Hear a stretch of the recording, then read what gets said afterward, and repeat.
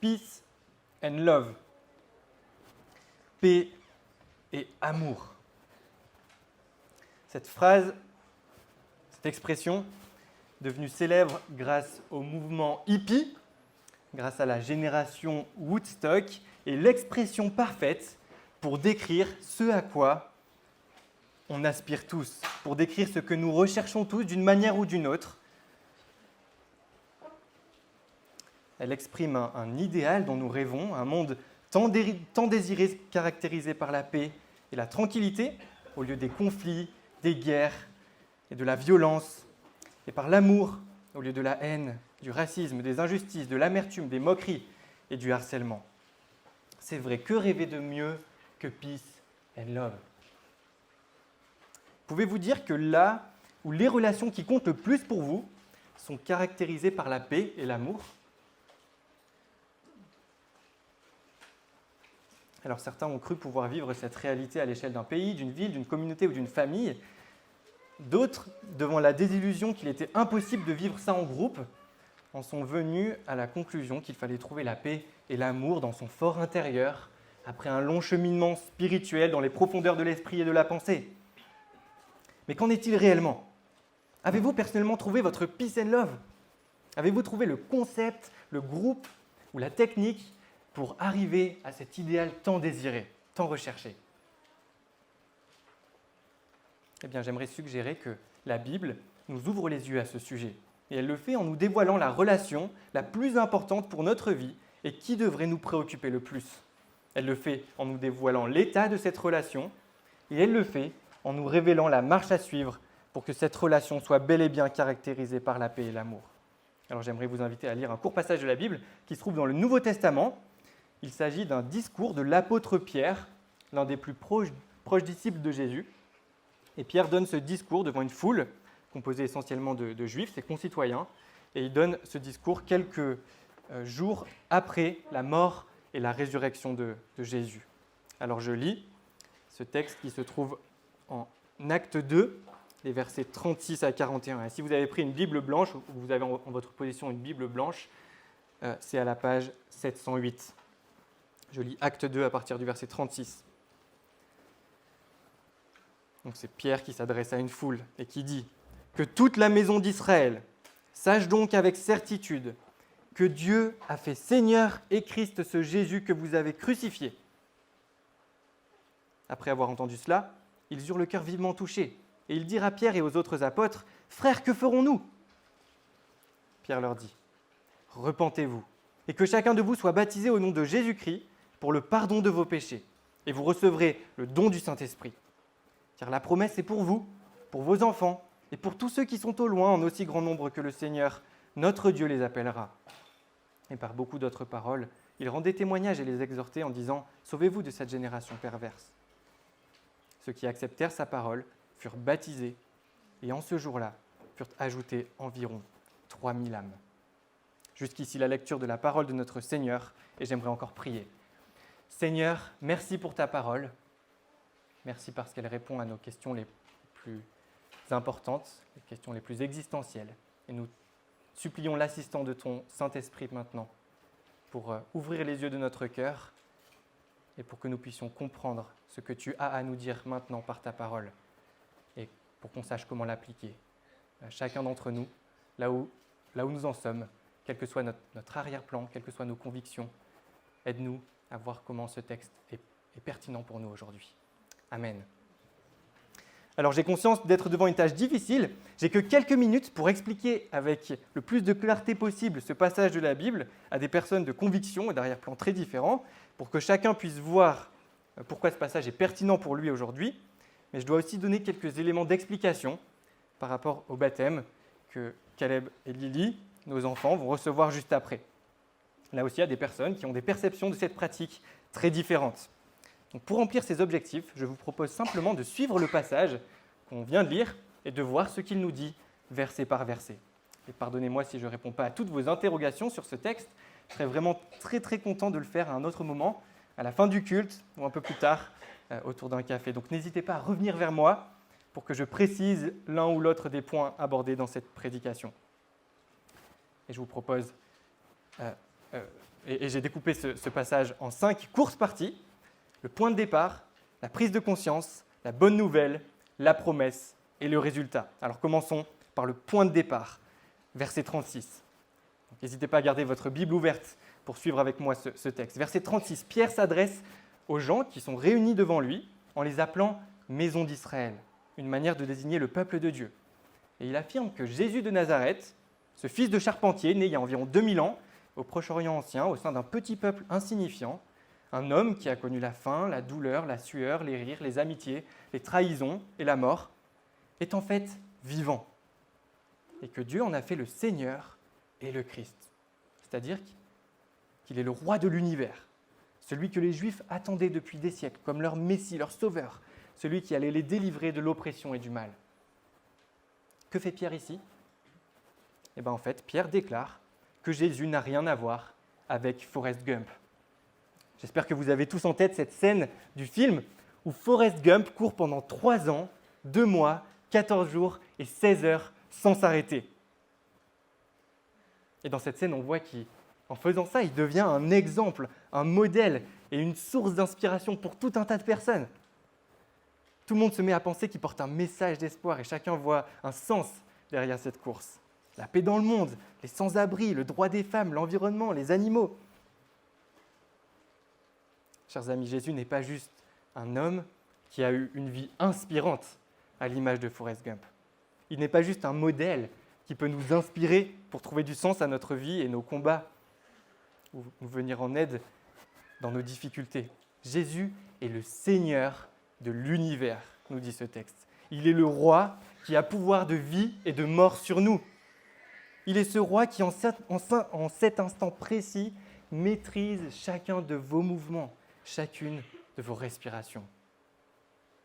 Il est ce roi éternel qui a tout créé et qui vous a tissé dans le ventre de votre mère. Et Pierre affirme que nous n'avons pas considéré Jésus comme notre roi. Il dit ça aux Juifs qui ont crucifié Jésus, mais le reste de la Bible nous apprend que l'humanité tout entière a des dispositions similaires aux Juifs de cette époque. Ça veut dire que nous aussi, nous n'avons pas considéré Jésus comme notre roi, comme le maître de notre vie, comme celui à qui nous devons allégeance. Pourquoi est-ce que je dis ça ? Est-ce que vous connaissez Thomas Durand ? C'est le gars qu'on peut qualifier de gentil par excellence. C'est le mec sympa. Il est ingénieur chez RTE et gagne bien sa vie. Il a son appartement dans le quartier de Gerland, pas loin de Jean Jaurès, dans lequel il invite régulièrement ses amis pour un apéro ou une bière en fin de journée. Il donne régulièrement une pièce au SDF en bas de chez lui quand il va chercher son pain à la boulangerie le matin. Il est investi dans son quartier. Il a réussi à mettre en place un compost collectif et il est bénévole dans une association d'aide aux réfugiés. Il n'est pas raciste, il va au travail en trottinette électrique pour moins polluer. Et pour assurer sa retraite et laisser quelque chose à ses enfants, il a fait des placements en bourse et dans l'immobilier. Thomas, c'est le gars qui ne veut pas avoir de problème et qui pense qu'il n'a pas la vérité absolue. Il a un peu étudié toutes les religions et il a pris ce qui est bon dans chacune d'elles. C'est un gars gentil et tolérant. Est-ce qu'on peut dire que Thomas Durand aussi fait partie des gens qui ont crucifié Jésus et qui ne lui font pas allégeance ?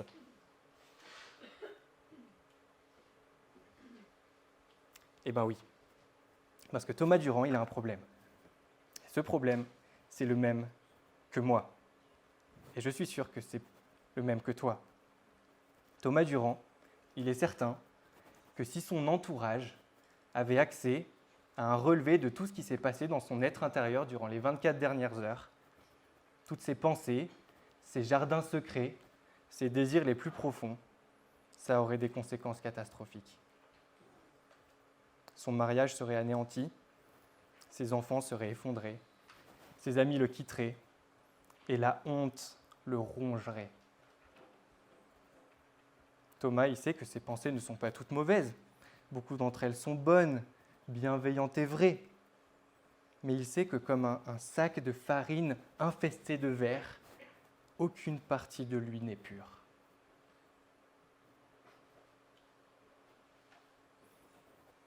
Alors il doit reconnaître, et nous avec lui, que nous ne vivons pas avec Jésus pour maître, mais que bien souvent on cherche plutôt à vivre avec nous-mêmes pour maître. On veut porter la couronne que Jésus mérite. et on se laisse dominer par tout un tas d'autres choses que Jésus. Des choses qui captivent notre cœur et notre imagination, des choses qui deviennent tellement centrales et essentielles à notre cœur que le perdre nous enlèverait notre désir de vivre. Des choses qui contrôlent notre cœur d'une façon telle qu'on pourrait leur consacrer la plus grande partie de notre passion et de notre énergie, de nos ressources financières et émotionnelles. Ça peut être notre famille, nos enfants, notre carrière, notre réussite financière, notre réputation, l'adulation des autres, une relation romantique, nos compétences, notre talent, la sécurité, les circonstances favorables, notre beauté, notre intelligence, une cause politique ou sociale, notre moralité. Vous voyez, toutes ces choses qu'on contemple en disant dans notre cœur « si seulement je l'avais », alors ma vie aurait un sens. Je saurais que je vaux quelque chose et je me sentirais important et en sécurité. Et ces deux vérités, que Jésus est Seigneur et que nous ne le reconnaissons pas comme tel, ces deux vérités sont tellement présentes dans notre vie qu'on n'arrive pas à s'en débarrasser par nous-mêmes. La royauté de Jésus, c'est comme cette bougie d'anniversaire qu'on souffle pour l'éteindre, mais qui fait que se rallumer. Ces bougies magiques. Notre inclinaison vers le mal, c'est comme ce ballon de plage ou cette bouée qu'on essaie de faire tenir sous l'eau, mais qui ressort toujours avec cette force irrésistible qui le fait rejaillir. Alors au lieu de chercher sans succès à fuir ces vérités, on doit faire ce qu'ont fait les auditeurs de Pierre au verset 37 de notre passage. Le reconnaître et dire « Que ferons-nous ? Je suis perdu. Si Jésus est le roi de l'univers qui a pouvoir de vie et de mort sur moi et que je cherche tout le temps à prendre sa place, que va-t-il m'arriver ? Comment expier notre crime ? Comment pouvons-nous être réconciliés avec notre Dieu ? Comment embrasser le Christ que nous avons rejeté ? Que faire pour être rétablis dans la communion de l'alliance avec Dieu et avec son Christ ? Est-ce qu'il existe une solution pour nous ?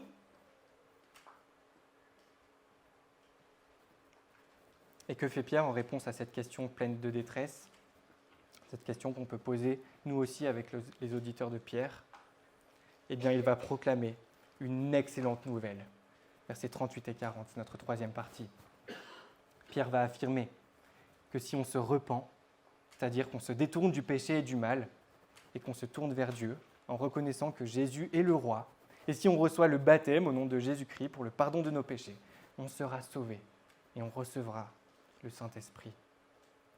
Autrement dit, Pierre affirme une chose extraordinaire. Il nous dit que Jésus est mort crucifié, c'est-à-dire cloué sur une croix, et il est ressuscité pour porter la condamnation que nous méritions en vivant comme on l'entend. Et Pierre affirme que cette crucifixion et cette résurrection de Jésus nous offrent le pardon de nos fautes. L'œuvre de Jésus rétablit notre relation avec Dieu en y apportant la paix, peace. Et il affirme aussi que si on reconnaît cette œuvre de salut et de pardon, on reçoit le Saint-Esprit, c'est-à-dire que Dieu nous offre sa présence en venant nous assister dans notre vie pour qu'on puisse être rassurés de la vie éternelle et pour nous rendre prêts et disposés à vivre désormais pour lui de tout notre cœur. Laissez-moi vous raconter l'histoire de Boniarque, qui se déroule dans le royaume de Sigmar en 1435. Boniarque, c'est un gars qui habite dans le royaume et qui connaît les lois du pays. Il sait que le roi a établi des lois comme par exemple payer les impôts, ne pas voler de poules aux voisins, ne pas se battre, ne pas tuer. Et il sait aussi que s'il ne respecte pas les lois, il sera dénoncé et attrapé par la garde royale qui l'emmènera pour le juger et lui faire payer son crime. Le problème, c'est que Boniarque, c'est le gars qu'on n'a pas envie de croiser dans la rue. Il est haï de tous, sa tête est mise à prix. Le chef de la cavalerie avait promis des tonnes d'or à quiconque le livrerait à la justice. Tous le rejettent. Pourquoi ? Parce que Boniarque avait causé beaucoup de mal au royaume de Sigmar. Non seulement il avait commis de nombreux vols, mais c'était aussi un meurtrier. Il avait mis en pièces les maisons de nombreux villageois. Il avait laissé à la rue et à la merci des brigands beaucoup de familles. C'est évident pour tout le monde, Boniarque est digne d'être haï. Mais lors de cette fraîche matinée d'hiver, quelque chose de particulier se passe dans le royaume. La nouvelle se répandait de maison en maison, à la vitesse d'un éclair. La garde royale avait enfin réussi à mettre la main sur Boniarque. C'était l'effervescence dans le royaume. Enfin, il allait être jugé. Il allait être condamné. Il le méritait après tout.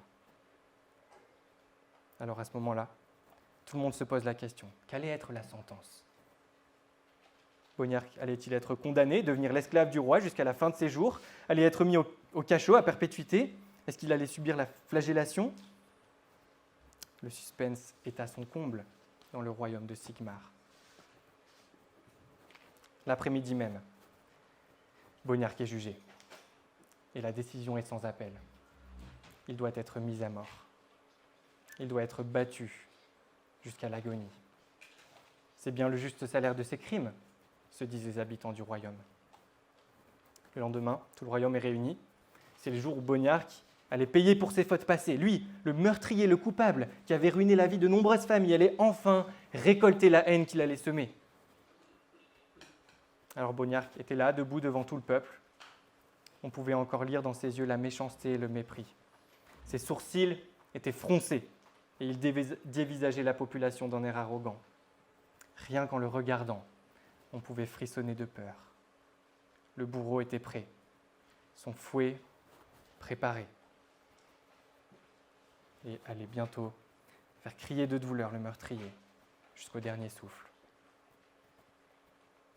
Déterminé à débuter le supplice, le bourreau brandit son arme, quand soudain, quelque chose d'incroyable se passa. Le roi, resté silencieux jusque-là, fait arrêter l'exécution. Il monte sur l'estrade et prend la parole. « C'est moi, dit-il. C'est moi qui vais payer à sa place. »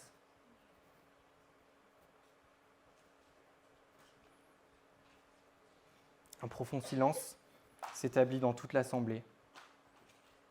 Les yeux sont rivés vers le roi et personne ne comprend ce qu'il est en train de faire. Bognark, je te pardonne tout le mal que tu as fait à mon royaume. Je veux t'offrir une seconde chance, un nouveau départ. Mais puisque quelqu'un doit payer pour les crimes que tu as commis, je vais mourir à ta place. Les coups que tu dois subir, c'est moi qui vais les porter. Bognark est abasourdi.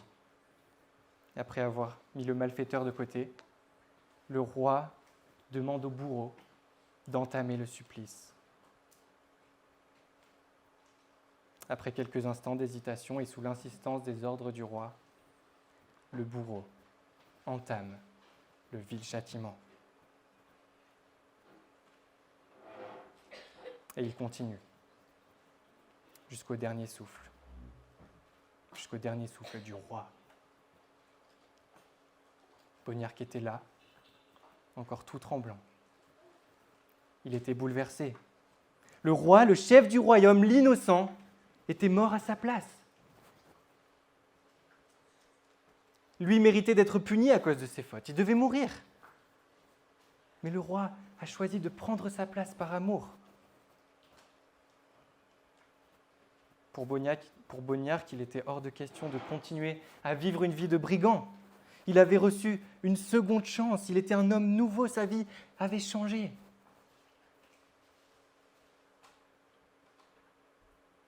Voilà comment, il y a 2000 ans, Dieu a réalisé le jugement de l'humanité et pardonné nos fautes. Nous méritions le châtiment et la mort en ne vivant pas avec Dieu pour roi, mais parce que Dieu a tant aimé le monde, il a donné son Fils unique pour qu'il porte la condamnation qui nous était destinée et pour que tous ceux qui croient en lui ne meurent pas, mais puissent jouir de la vie éternelle avec lui. Voilà comment la relation, qui est la plus importante pour nous, qu'on le veuille ou non, peut être caractérisée par la paix et l'amour. Et le moyen de se saisir de cette bonne nouvelle, le moyen d'être aussi bénéficiaire de cette bonne nouvelle, c'est par la foi et la repentance. Reconnaître notre péché, reconnaître que nous avons voulu porter la couronne et nous placer sous la seigneurie de notre roi, de Jésus. Et si Pierre affirme cela, c'est en vertu d'une promesse que Dieu a faite, comme nous le dit le verset 39. Et c'est notre quatrième partie. Dans ce verset, Pierre affirme que Dieu s'est engagé envers ceux qui croient, envers leurs enfants et envers tous ceux qui sont au loin en aussi grand nombre qu'il les appellera, que lorsqu'on met notre foi en lui, alors il sera fidèle à sa parole et pardonnera nos péchés. Toutes nos incertitudes, toute notre méchanceté et nos actes n'ont pas réussi à annuler la promesse que Dieu a juré d'accomplir. Pierre dit que Jésus-Christ est venu et vous l'avez crucifié, mais le salut reste encore possible. La promesse est toujours adressée, vous est toujours adressée si vous vous repentez et êtes baptisés. Et pas seulement vous, mais aussi vos enfants. Le fait que Pierre rappelle l'existence d'une promesse dans un discours rempli d'allusions et de citations de l'Ancien Testament, la première partie de la Bible, ce n'est pas du tout anodin. En fait, ce qu'il fait ici, c'est montrer quels sont les contours du peuple de Dieu. Pendant 2000 ans avant la venue de Jésus, le signe de l'alliance avait toujours été donné aux croyants, donc à ceux qui se repentent et mettent leur foi en Dieu, et à leurs enfants, même s'ils ne croyaient pas eux-mêmes. Mais les parents avaient le droit de donner le signe visible de la promesse de Dieu que lorsque la foi serait exprimée, alors Dieu réclamerait cet enfant comme le sien.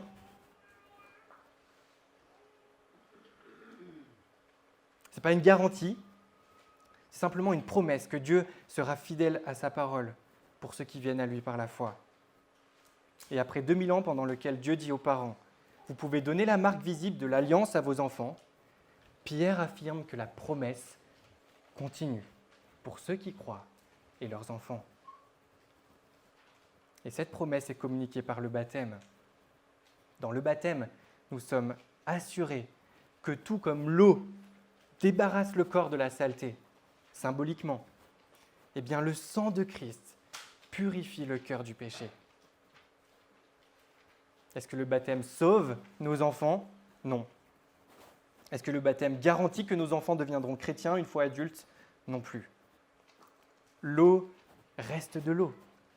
La foi vient du cœur et pas d'un signe extérieur.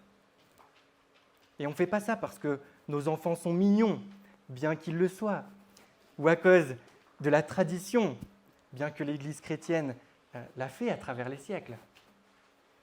On le fait parce qu'on croit que c'est ce que la Bible enseigne.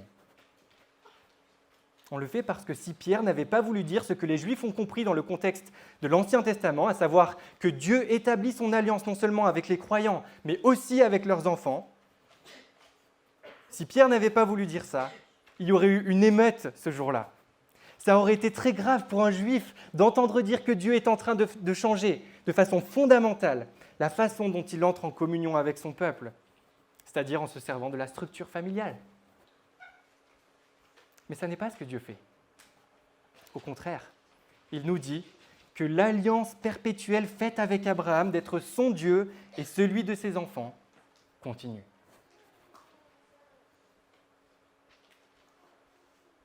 Et c'est une marque de sa fidélité.